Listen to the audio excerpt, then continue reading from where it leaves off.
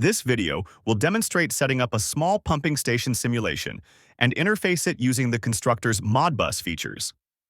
The pumping station simulation will use 3 water holding tanks that use 2 pumps to transfer the water between the tanks when necessary. The circuit is fairly simple. 3 tanks use float switches to determine when each pump will be energized to transfer the water. A normally open float switch, S1, determines when there is enough water in the collection tank to be pumped. When the S1 switch is closed due to adequate water in the tank, it will send power to the normally closed switch, S3, in the transfer tank. If the water level in the transfer tank is low enough so that the S3 switch is in the normally closed position, then the CR1 relay will energize, and its normally open contact will close and energize the collection tank pump. Once the water level in the transfer tank is high enough, the S3 switch will open and de-energize the CR1 relay. The same principle works for transferring water from the transfer tank to the overflow tank.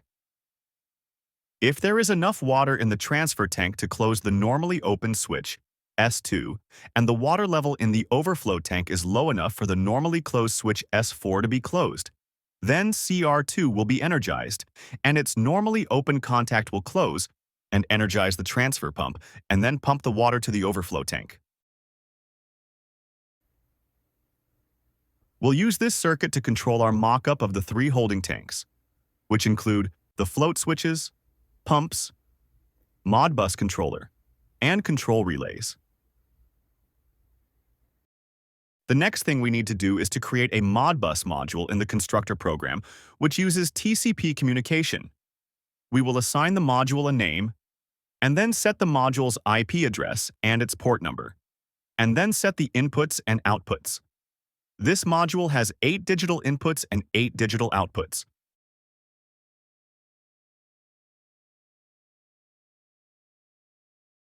Next, we'll assign the float switches in the circuit to inputs on the Modbus module. We'll start with the S1 switch and assign it to input number 1.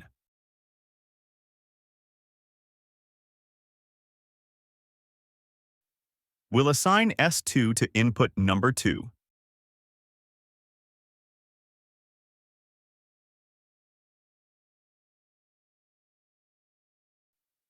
S3 to input number 3.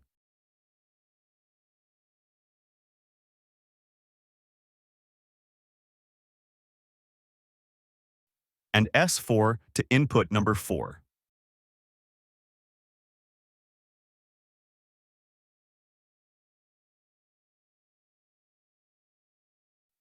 Now we'll assign the control relays in the circuit to outputs on the Modbus module. We'll assign CR1 to output number 1,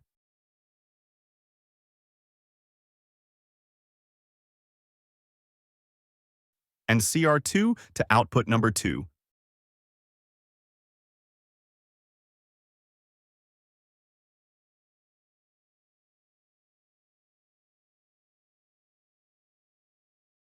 We'll start the Modbus communication in the Constructor program now. We can see by the indicators that input number 1 and input number 2 are both showing that they are active. That's because the collector tank and the transfer tank in our mock setup both have enough water in them to raise the float and close the normally open switch. Before we run the circuit, we'll test all 4 floats, just to ensure that the Constructor program is reading them correctly. We'll test them by manually moving them up and down. We'll test S1 first, then S2.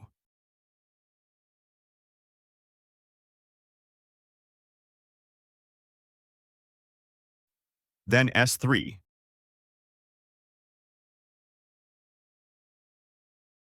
And finally, S4.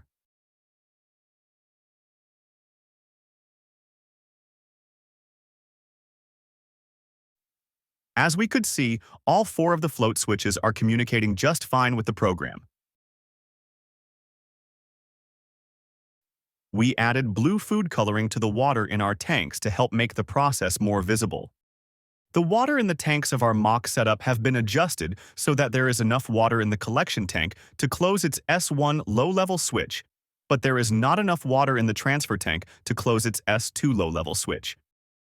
And we can see that from the module's input indicators.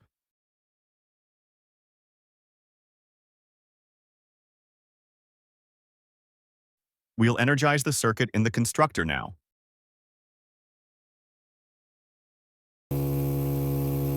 With the circuit energized, we can see that the output on the module that is assigned to the control relay CR1 is on, and the collection tank's pump is pumping water into the transfer tank.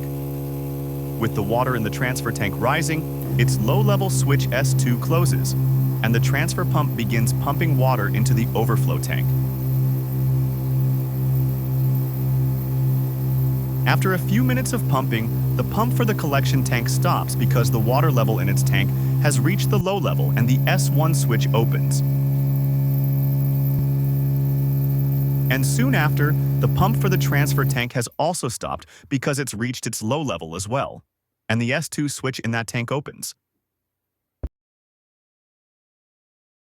In this next part of the demonstration, we have filled the transfer tank and overflow tank to just below their high-level switches. And with the water level in the collection tank above the low level, both pumps are running. When the overflow tank reaches the high-level mark, the S4 switch opens and the transfer tank pump shuts down. Soon after, the transfer tank reaches its high-level mark, and the S3 switch opens and the collection tank pump shuts down. We hope this video has helped to show you how the Constructor can interface with Modbus technology. Thanks for watching.